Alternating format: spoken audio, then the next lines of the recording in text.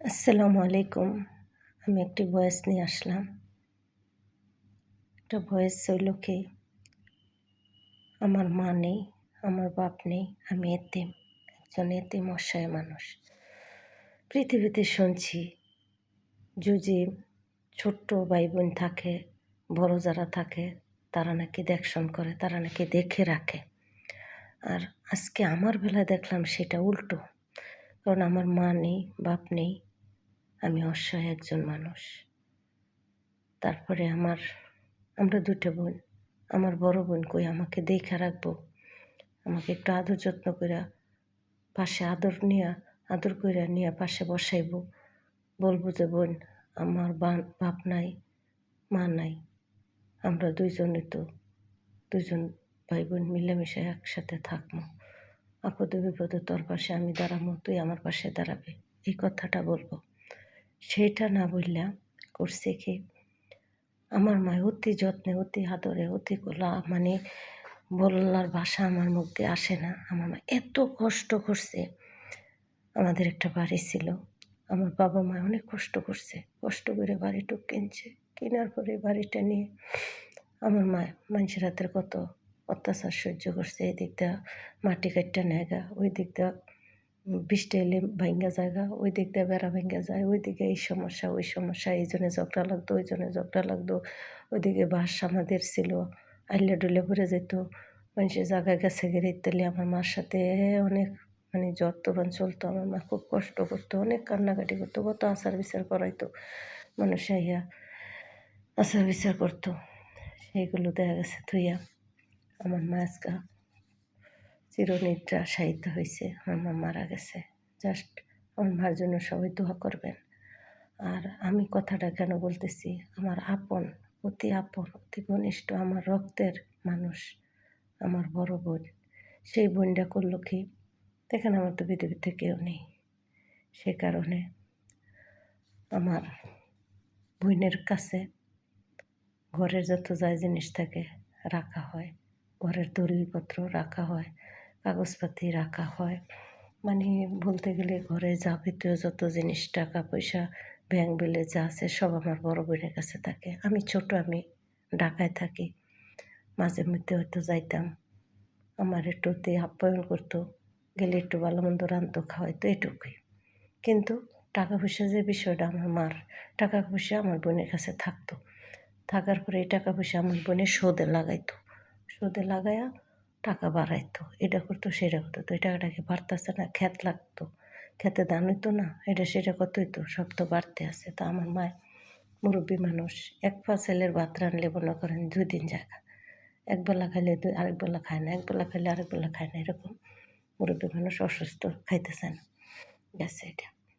তো আমার মারে, আমার বোনের বাড়ি থাকাকালীন আমার মার টাকাতে আমার মারে এক পাতা প্রেসারের বড়ির দাম কত আপনারা এরা হিসাব করবেন।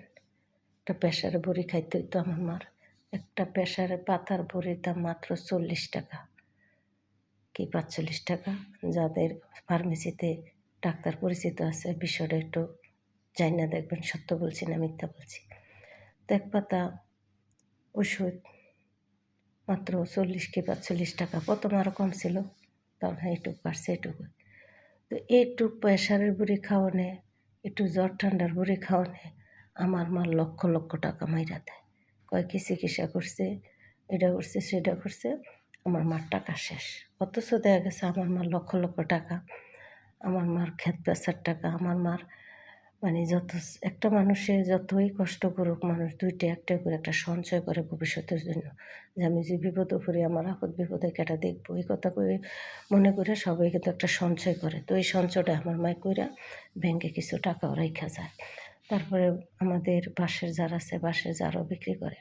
তারপরে আমাদের দেখা গেছে এই ক্ষেত বেচার টাকা, গাছ বেচার টাকা, আমার মায়ের দেশে মুরব্বী হিসাবে আমাদের এলাকায় চাচা জ্যাঠারা আমার মাকে বয়স্ক ভাতা করে দেয়, এই টাকা। তারপরে আমাদের বাড়িতে অনেক সময় সবজি তরি তরকারি এটা সেটা যা হয়, এগুলি মা একলা দেখে খাইতে পারতো না, এটাও বিক্রি করে দিত, এই টাকা। তারপরে দেখা গেছে আমাদের বড় ক্ষেত ছিল, ওই ক্ষেত বিক্রি করে দেয়, ওই টাকা। ঘরে যত ফার্নিচার বলতে খাইতে বইতে যা লাগে একটা সংসারে কিন্তু কম লাগে না, অনেক কিছুই লাগে। এই সমস্ত সব কিছু আমার বোনের বাড়িতে আমি রাইখে আসি, কারণ আমার মা ওইখানে গেছে দেখে রেখে আসি। কিন্তু আমার মা ওখানে থাকতে চাইতো না, তারপরে আমি ওখানে রাখতাম। দেখা গেছে আমার মা ওখানে যাইতে চাইতো না, মার সাথে ভালো একটা আচরণ করতো না, মার সাথে খুবই খারাপ ব্যবহার করতো। আমার মারে দূরে দূরে মারতো, আমার মারে খারাপ ব্যবহার করতো। এগুলি সহ্য করে আমার মারে যে কইতাম যে মা তুমি হেবের যাও, কয় যে তুই আমার হেবের যাইতে কইস না, আমার মারে ধরে ধরে আমার খারাপ ব্যবহার করে। আমি মাকে তুমি জানো থাকলে রান্তার একটু কষ্ট হয়, খাওয়ার কষ্ট হয়, এই জন্য আমি তোমার হেন যাইতে কই। কয় না, আমি না খাইয়া থাকলেও আমার বাড়িতে আমার শান্তি, আমি এটার বাড়ি যাইতাম না। অথচ এটা আমার বড় বোন, বড় বোনের বাড়িতে আমার মায় বড় জের বাড়ি যাইতে চাইতো না। তো আমি ডাকাতাই আমার বাসায় আনতে চাইলে আমার মারে আনছি, মানে আমি কাজ করি, আমি তো মারে একলা ঘরে থুয়ে যাইতে পারি না। তো কেউ আমি মারে আনছি, আনার পরে আমি ঘরে রেখে একদিন আমি কাজে চলে যাই। তো অনেক কী করবো, মা তো পুরোপুরি বুঝে না, অসুস্থ, গেট খুলে তুলে ঘরে মাল জিনিসও নিয়ে যাবো, তো বাড়িতে তালা মেরে থুয়ে যাইতে হয়। আর কি কষ্ট সবাই শুনবেন মন দিয়ে। আমার মায়ের আমি পারতাছি একটাই কারণে, আমার মায়ের অনেক কষ্ট হয়েছে। আমি এটার জন্য আমি তো অনেক কান্না করছি। আমার মায়ের যখন একলা ঘরে রেখা যায়, আমার মায়ের দিহি ডরায়া বমি কইরা বাসায় আলিছে, আইসি পরে কই তুমি আমার থেকে গেছো গা, কাঁদছি। আমার মা এই কথাটা কইছে, তখন আমার বোনের আমি ফোন করে কই, বোনকে আমার তো কাজে যাইতে হয়, আমার মারে একলা করে তো তুইয়া যাইতে পারি না। একদিন বেশি একটা জরুরি কাজে লেগে যাওয়ান লাগছে, আমার মালে একটু খাওয়ান আনতে আনতে গেছি। আয়া দেখি আমার মায় ভয় পাইয়া বমি টুমি করে ঘরদোর নষ্ট করে লাইছে। আমি কথাটা আমার বোনের ফোন করে করে কয় তো দিয়া যা, এই কথা কইছি। পরে আমার মারে পরে একদিন আমি কই মা চলো তোমারে দিয়েই, কয় কই যাইতাম। আমার মায় কয়, আমি কই তোমার বাড়ি দিয়েই, কয় না না না আমি আনিতাম, হেটার বাড়ি যাইতাম না, হেটার বাড়ি যাইতাম না, মানে আমার বোনের বাড়িতে আমার মা যাইতে চায় না। মানে একটাই কথা, কারণ আমার মারে একলা করে তুইয়া গেলে কেডা দেখবো, আমি ঘরে থাকি না, এই কারণে আমার মারে কষ্ট দিতে হয়েছে আমার। তখন আমার মারে আমি নিয়ে একটু কষ্ট দিয়ে ওই জোর করে আমি বাড়িতে নিয়ে যাই, যে আমি যে ঘরে থাকি না, আমার দেহার মানুষ নেই, আমার মা একলা করে মরলে এটা দেখবো এক মুঠো পানিও কেউ দিত তো নেই চিন্তা কইরা, যেহেতু ঢাকার শহর বুঝেন, ওই ঘর খালি দিয়া যাওন যায় না, তালা মেরে একটা মানুষও ঘরে রেখে যাওন যায় না। এই কারণে আমার মারে নিয়ে বোনের বাড়িতে, এই বোনের বাড়ি দেওয়ার কারণে আমার মা যে ওষুধ খাইতো একটা পাতার দাম মাত্র 40 থেকে 45 টাকা, হে আমার মা লাখ লাখ টাকা খাইয়া লাইছে ওষুধ খাইয়া, এইটা হিসাব দিয়া লাই বিনা দোষে বিনা কারণে। আমার মা এত কষ্ট করে আমার মার বাড়িটা চলে গেছে, ওই দলিলটা আমার মার, আমার এত কষ্ট করে জায়গা কিনছে, এই দলিলটা নিয়ে আমি বোনের বাড়িতে রাখছি। আমার মায় ওই দলিলটা আমার বোন জামাইয়ের নামে খারিজ করে তাদের নামে করে ওই জায়গাটা বিক্রি করে লায়। আমার মার এত শখের বাড়ি, আমার মা এত কাঁদছে। আমার মা মরার ১ সপ্তাহ আগে আমি বাইচে আমার হাতটার মধ্যে ধইরা আমার মায় কয়, জিগো তুই বাড়িটা বেচিস না, আমি যদি মইরা যাই, আমি যদি মইরা যাই তোরা ২ বোনে আইবে আমার এনে মাটি দিবে, তখন দেখা আজকে এই জায়গা আমার বইনে মানুষেতে ৩ লাখ টাকা এনে মানুষের বাড়ি দিয়ে দিত। আমার মার বান্ধা ঘর ভেঙে আমার ঘরের কারেন্ট কেটে দিছে। আমার বাঁশের ঝাড়িতে বাঁশ বেচে টেল হয়ে গেছে। আমার মার বড় একটা গাছ, এটা বেচে টেল হয়ে গেছে। এমন কোনো জায়গা নাই যে টাকা না নিছে, সব টাকা তার কাছে। আজকে আমারে পথের উপরে বানাই দিছে। তারপরে আমার ঘরের ভিতরে আমি ঢাকা একটা জায়গা রাখি, ওই জায়গার দলিলটা আমার ঘরের ভিতরে আলমারির ভিতরে, সেইখানতে আমার ঘরের ভিতরে আমার আত্মীয় স্বজন ছাড়া, আমার ঘরের মানুষ ছাড়া কেউ তো আমার ঘরে ঢুকে না, কোনো চাবি থাকে, কোনো কোন জিনিস থাকে কেউ জানে না।